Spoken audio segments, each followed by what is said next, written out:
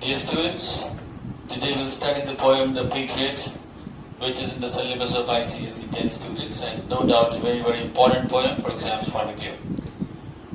The Patriot means the person who loves his country.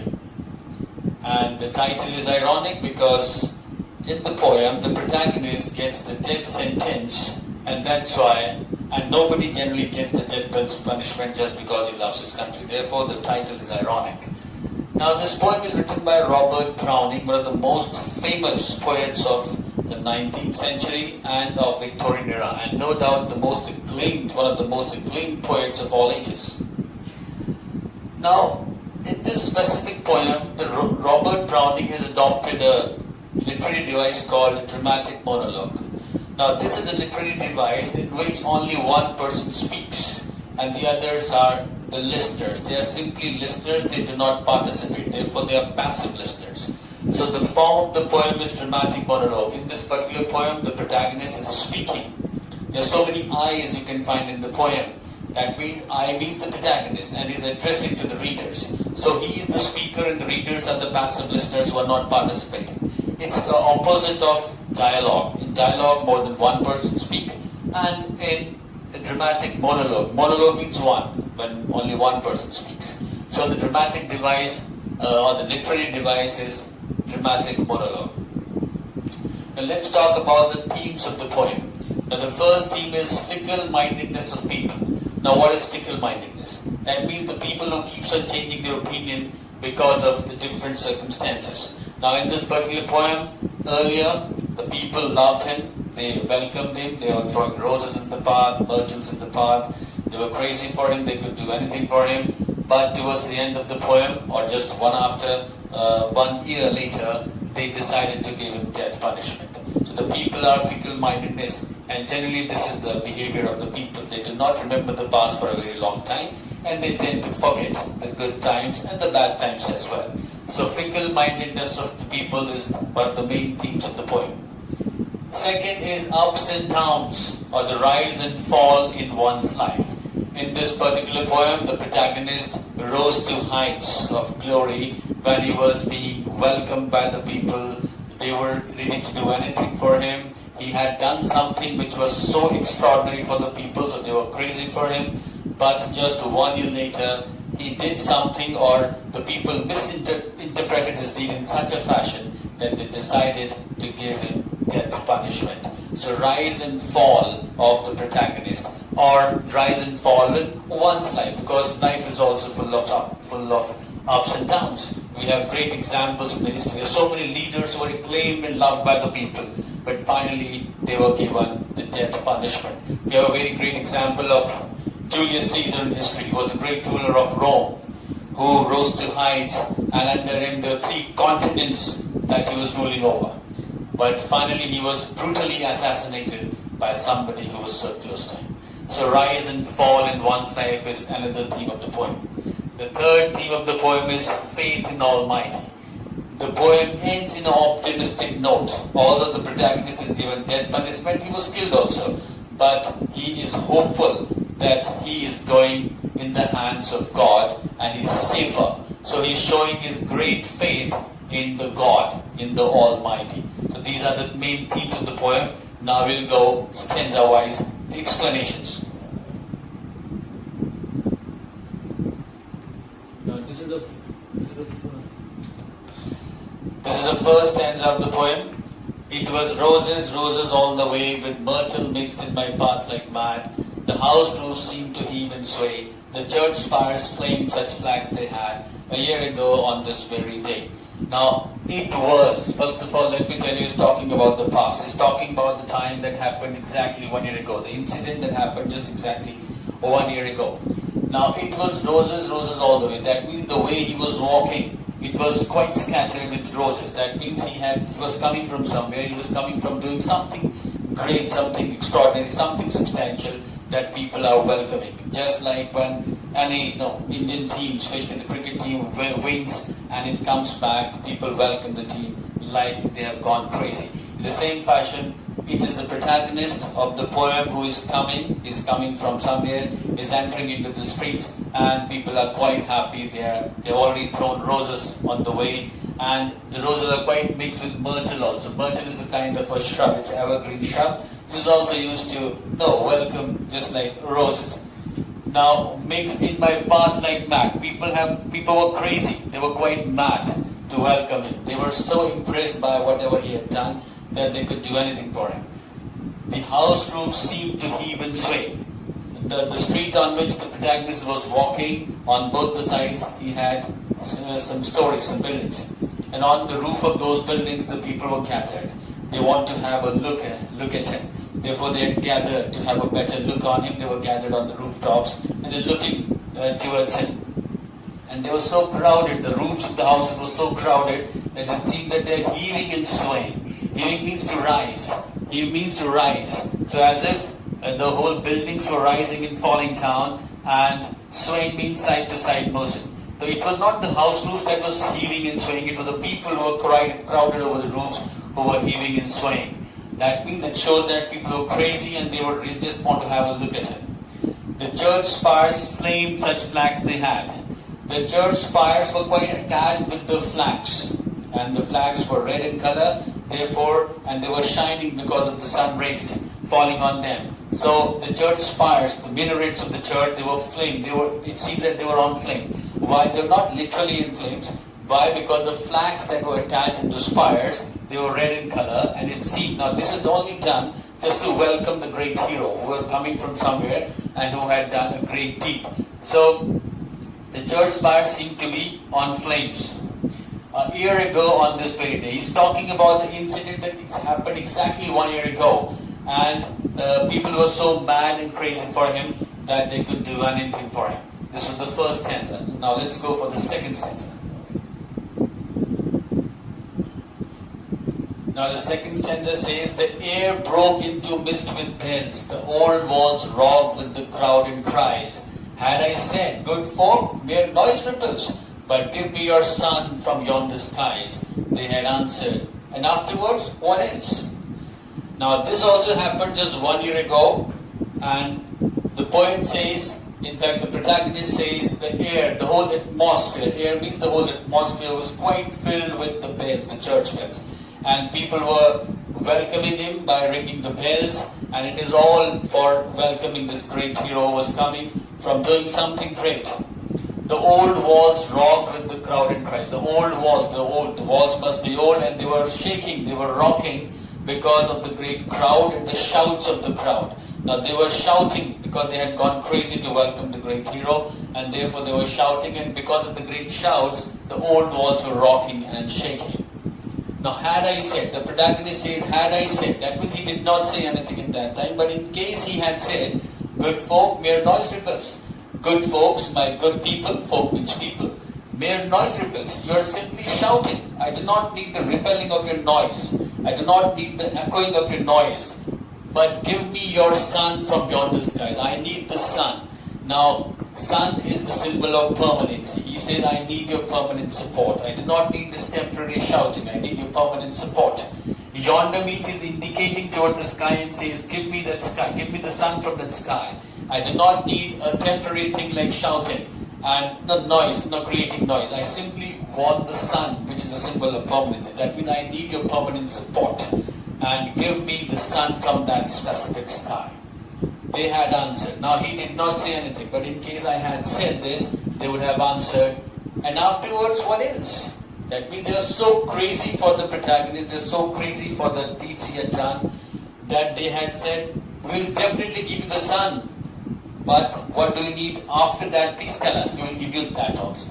So this line clearly shows that during that specific time, the time which was exactly 1 year ago, people were ready to do anything for him. They were even ready to go to the sky to get the sun. Obviously they cannot get the sun, but they could have done anything. They could have done even the unbelievable for the protagonist, for the hero who must have done a great deed for the country. Now this is the third stanza of the poem, the Patriot, and it says, alack. Alack means alas, means a matter of sadness. It was I who lifted the sun to give it my loving friends to keep. Now, in the previous stanza, he said that in case I had asked my loving friends, my countrymen, to get the sun for me, they could have said yes, they could do it. But now he's saying they did not do anything. In fact, it was I. I is the protagonist. In fact, it was I who had leaped into the sun. Obviously, he cannot leap. Leap means to jump at the sun literally. He cannot jump at the sun literally. It means he did something which was unbelievable, something which was extraordinary that nobody else could have done. So, alas, now sense of regret also. He's regretting that why I did that. Now, it was I who jumped at the sun, leaped at the sun to give it my loving friend. He's calling his countrymen as loving friend. That means he was very much enthusiastic. He was very much zealous to do something for the countrymen. So it was I who leaped at the sun to give it my loving friends to keep. That means he did something beneficial for the countrymen, that they could be benefited out of that. Not man could do have I left undone. He says, in case I had not done that specific task, specific deed, nobody else could have done that. Again, it shows that he did something which was very, very unbelievable, something which was very, very extraordinary. So nobody else could have done that in case he had not done it. And you see my harvest. Now he's talking about the present time now. Now you see my harvest today. Now what I did for the country, I was so enthusiastic to do something beneficial for the countrymen. But see the result. Harvest is the result of my deeds, the consequences of my deeds. What I reap today, what I'm getting today. Reaping is to get. What I'm getting today, this very day now is just exactly 1 year later what I'm getting of the deed I did. That means he's trying to say that he did something very, very great for the countrymen and I did something beneficial for them. But what reward I am getting is something very, very shocking and something which is not believable. That means a year earlier he was given the status of a celebrity. But today he is down in such a position that they are not ready even to listen to him.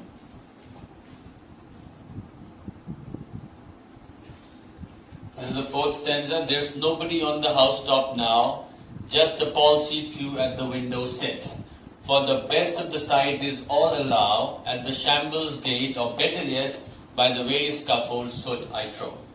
Now the protagonist says there's nobody on the housetop today. Now 1 year earlier, when he was being welcomed like mad, now people were gathered on the housetops. Why? Because they wanted to have a proper look at him. They were so impressed by his deeds that they want to have a closer look. But today nobody's there on the housetops. Just the palsied few, only few people are left there, and they are sitting at the window, by the side of the window, because they are palsied, they are crippled. Now the meaning of palsied is crippled. That means they are crippled and they cannot move, they cannot walk. Therefore they are sitting by the window and they are looking outside. And this is the same street from where he was walking a year ago. But at that time he was having the status of a celebrity. But today he is walking as a criminal. For the best of the sight. Now he says, why the people are not on the housetops? Why? Because the best of the sight is all are allowed at the shambles gate. Now the meaning of shambles is a place where people gather to watch a public hanging. Just imagine. Now he's supposed to be hanged today, and people are now gathered there because this is the better view today. Now on the housetops, they cannot have a look at this particular hanging, public hanging. So they are at the shambles gate, a place where there are people gather to watch the public hanging. Now this is the better place and a better view. Or better yet, by the very scaffold. Scaffold is a structure or a platform where a criminal is hanged or beheaded. So this is the better place for them to have a look at him. I trow. Trow means to think. Now I think the reason behind that the people are not gathered on the housetops is that they cannot have a better look. The better place to have a look, and a proper look at him, is the shambles gate or at the foot of the scaffold. Now see the contrast here. This is very much in contrast to the first and second stanzas where he was given the celebrity status, but today he is treated like a criminal. Or whatever he did within that span of time, within 1 year, maybe he was very much enthusiastic and he was over enthusiastic to do something great for the countrymen, but they have misinterpreted it, or because of over enthusiasm he did something, he committed a mistake, and therefore people are now against him.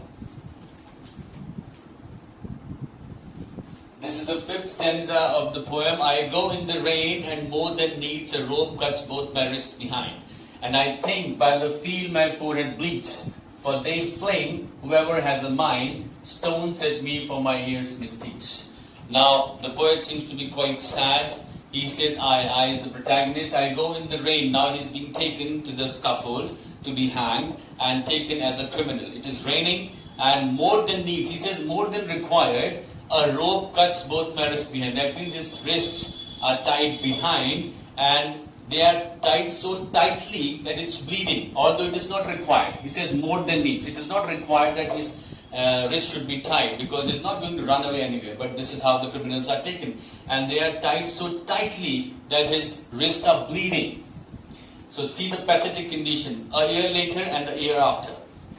And I think by the feel my forehead bleeds. And because he cannot touch his forehead, because his hands are tied, but just by the feel, he thinks that his forehead is bleeding. Now why it is bleeding? For they are the people, the same people who treated him like a celebrity, like a hero a year earlier. Now because the people fling, they throw, whoever has a mind, whoever feels like. Now if they feel like throwing at the stones at him, they are throwing stones at him. They are not stopped for that. Now this is the reason that his forehead is bleeding, because they are throwing stones at him. So whoever has a mind, whoever feels like throwing the stone, now you can see the anger of the people and how fickle-minded the people are. A year later, they were throwing roses on the way. And a year later, they are throwing stones at him. For they fling, whoever has a mind, stones at me for my ears misdeeds. Now he calls it misdeeds. Now this is how the people are interpreting it.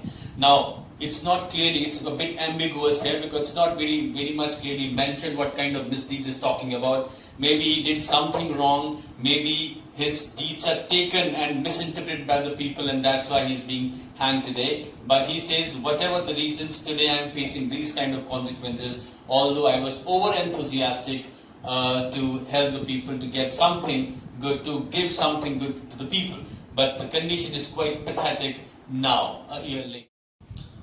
Now this is the concluding stanza of the poem, the Patriot. And in this stanza, the protagonist says, thus I entered. I means the protagonist.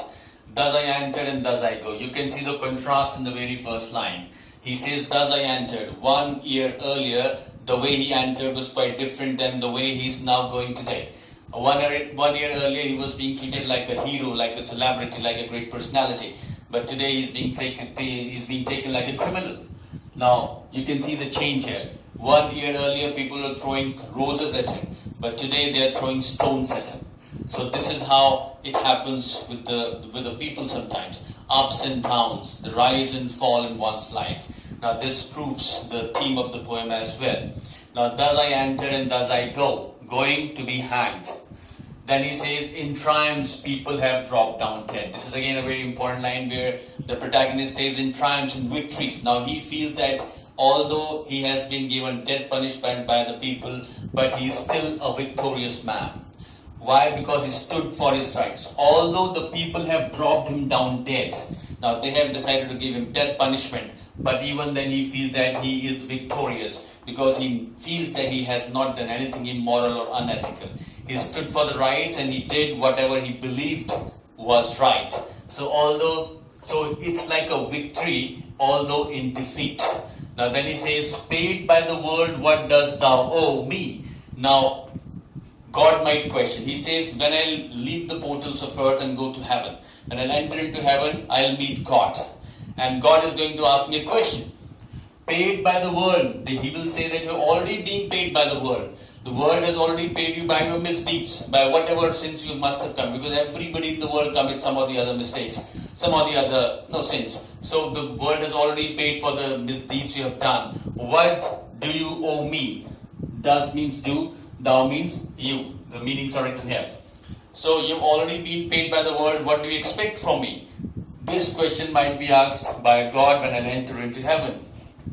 Now this is very philosophical here. And this is the great trust he had in God. Now it's Browning's philosophy also. It shows the Browning's philosophy that God is in heaven and all's right with the world. He says, God might ask me this question. Now instead, it is God shall repay. Now see, this is again very, very important, because what he's trying to say that I am safer. He says safer in the hands of God. Because whatever punishment he is getting in the world, that is given to him by the people of the world.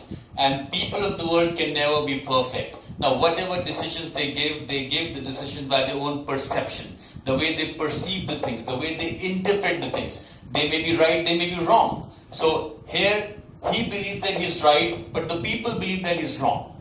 But God is not going to do that mistake. God is always perfect. He always gives the perfect decisions. Therefore he says he is now in the safer hands.